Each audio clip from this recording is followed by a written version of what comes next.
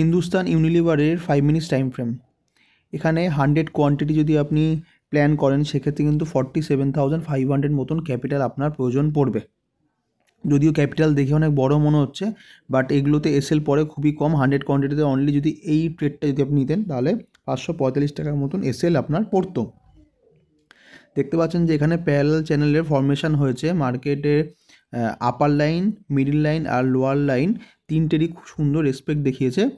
দেন আজকে দিনে ব্রেকআউট দিয়েছে আপনার পড়েছে কটার ক্যান্ডেলে, 9:30 ক্যান্ডেলে।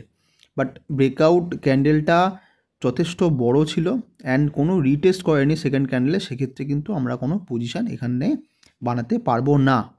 তো এরকম যদি দেখেন তো সেক্ষেত্রে কিন্তু ট্রেডকে অ্যাভয়েড করতে হবে।